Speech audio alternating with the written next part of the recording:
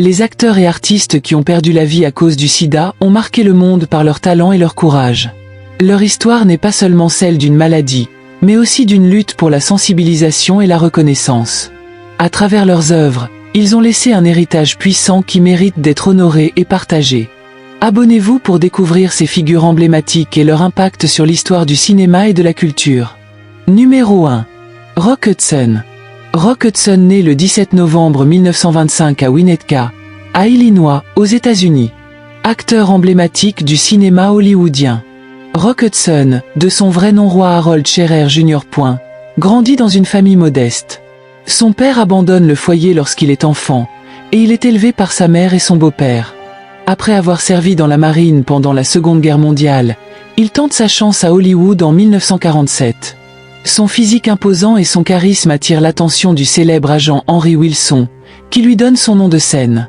Hudson devient rapidement une star grâce à des films comme Le Secret Magnifique sortir en 1954, Tout ce que le ciel permet en 1955 et Géant en 1956, où il partage l'affiche avec Elizabeth Taylor et James Dean. Il excelle dans les comédies romantiques aux côtés de Doris Day, notamment Confidence sur l'oreiller en 1959. Dans les années 70, il se tourne vers la télévision avec la série Macmillan et Wife. En 1984, il est diagnostiqué du sida, une maladie encore taboue à l'époque. Il devient la première grande célébrité à révéler publiquement son état, contribuant à sensibiliser le monde à la maladie. Il décède en 1985 à l'âge de 59 ans. Numéro 2. Anthony Perkins. Anthony naît le 4 avril 1932 à New York aux États-Unis. Acteur, réalisateur et chanteur. Fils du comédien Osgood Perkins, Anthony Perkins grandit dans un environnement artistique. Après des débuts modestes à Broadway, il décroche son premier rôle au cinéma dans The Actress en 1953.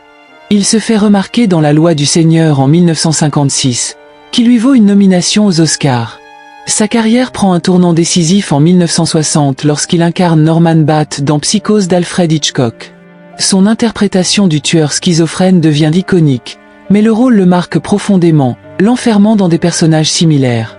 Il joue ensuite dans Le Procès en 1962 d'Orson Welles et Aimez-vous Brahms en 1961, qui lui vaut un prix à Cannes. Dans les années 80, il reprend son rôle de Norman Bates dans plusieurs suites de Psychose. En 1990, il révèle être atteint du sida, une maladie qu'il avait cachée pendant des années. Il meurt en 1992 à l'âge de 60 ans. Numéro 3. Brad Davis. Brad Davis naît le 6 novembre 1949 à Tallahassee en Floride aux États-Unis. Acteur de cinéma et de télévision. Brad Davis, né de Robert Creel Davis, grandit dans une famille marquée par des difficultés. Son père, dentiste, souffre d'alcoolisme et sa mère est dépressive. Il se passionne très tôt pour le théâtre et déménage à New York pour étudier l'art dramatique. Sa carrière décolle en 1978 avec Midnight Express, où il incarne Billy Hay, un Américain emprisonné en Turquie. Son interprétation lui vaut un Golden Globe et une reconnaissance internationale. Il joue ensuite dans Querelle en 1982 de René Werner Fassbinder, un film controversé sur l'homosexualité. En 1985, il est diagnostiqué séropositif mais garde son état secret. Refusant de souffrir des complications de la maladie, il choisit de mettre fin à ses jours en 1991, à l'âge de 41 ans. Numéro 4. Denholm Elliott TV. Denholm Elliott naît le 31 mai 1922 à Londres au Royaume-Uni. Acteur britannique de cinéma et de théâtre. Denholm Elliott grandit à Londres et s'engage dans la Royal Air Force pendant la Seconde Guerre mondiale. Son avion est abattu en 1942, et il passe le reste de la guerre en captivité. C'est durant cette période qu'il découvre sa passion pour le théâtre. Sa carrière démarre en 1949 avec Dire Monsieur Proac. Il joue dans des films comme Alfie en 1966 et Un fauteuil pour deux en 1983, qui lui vaut un BAFTA du meilleur acteur dans un second rôle. Il est surtout connu pour son rôle de Marcus Brody dans Les Aventuriers de l'Arche perdue en 1981 et Indiana Jones et La Dernière Croisade en 1989. En 1987, il est diagnostiqué séropositif et continue à travailler jusqu'à sa mort en 1992, à l'âge de 70 ans. Numéro 5. Timothy Patrick Murphy. Timothy Patrick Murphy. Né le 3 novembre 1959, à Hartford, en Connecticut, aux États-Unis. Acteur de télévision et de cinéma. Timothy Patrick Murphy était un acteur américain principalement connu pour son rôle de Mickey Trotté dans la série télévisée à Dallas en 1982 à 1983. Il débute sa carrière à la fin des années 70, apparaissant dans des séries comme The Paper Chase et Colorado. Son charisme et son talent lui permettent de décrocher des rôles dans des productions populaires, notamment La Croisière s'amuse et Rick Hunter.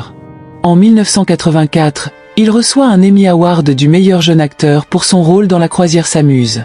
Malgré son succès, sa carrière ralentit dans les années suivantes.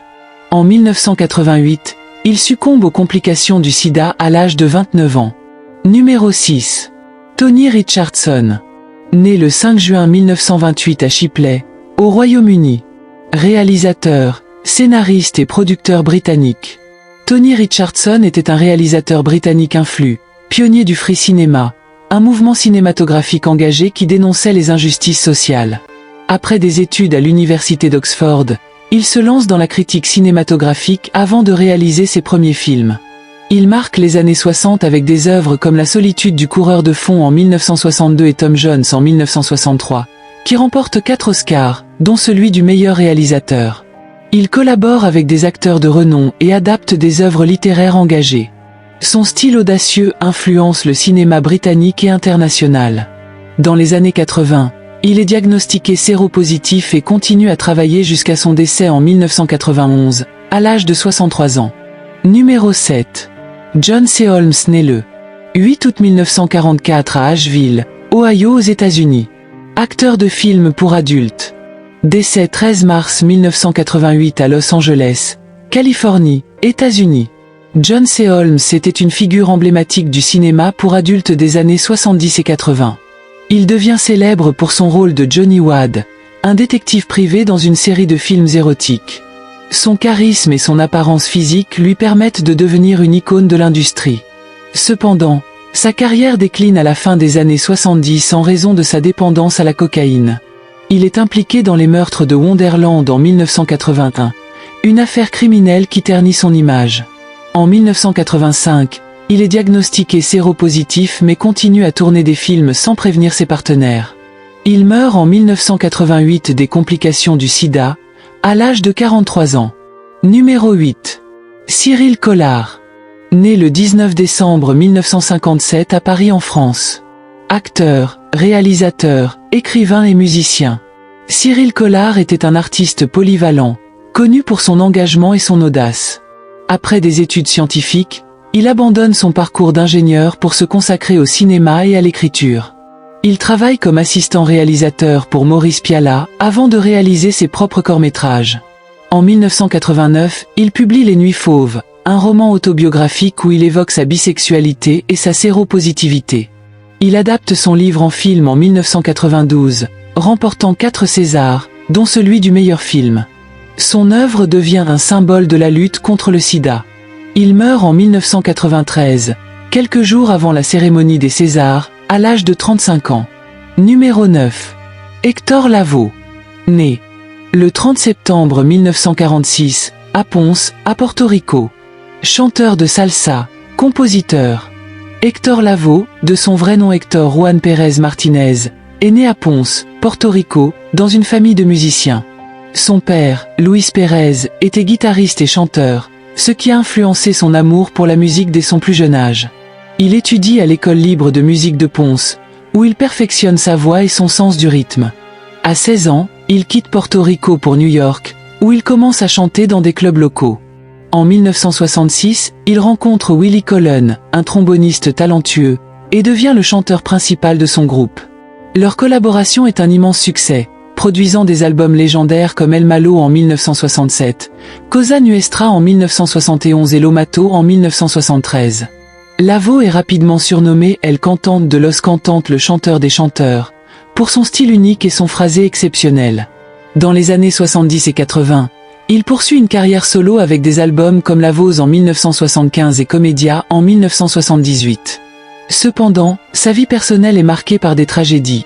Il perd son fils dans un accident, lutte contre la dépression et la toxicomanie.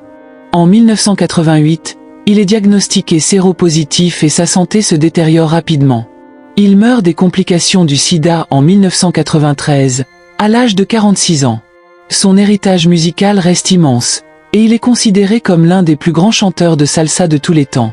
Numéro 10. Pedro Zamora né le 29 février 1972, à Diezmero, à Cuba. Activiste, éducateur sur le sida, personnalité de la télévision. Pedro Zamora est né à Diezmero, un quartier de la Havane, Cuba. Il est le plus jeune d'une famille de 8 enfants. Son père, Héctor Zamora, était un combattant de la révolution cubaine, mais il devient rapidement désillusionné par le régime de Fidel Castro. En 1980, la famille quitte Cuba pour s'installer à Miami, aux États-Unis. Pedro est un élève brillant et président du club scientifique de son école.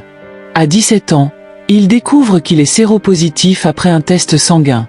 Plutôt que de se laisser abattre, il décide de consacrer sa vie à sensibiliser les jeunes à la prévention du VIH. Il devient un conférencier reconnu, intervenant dans des écoles, des églises et des événements publics. En 1994, il participe à l'émission The Real World, San Francisco, devenant l'un des premiers hommes ouvertement homosexuels et séropositifs à apparaître à la télévision. Son histoire bouleverse le public et contribue à changer la perception du sida.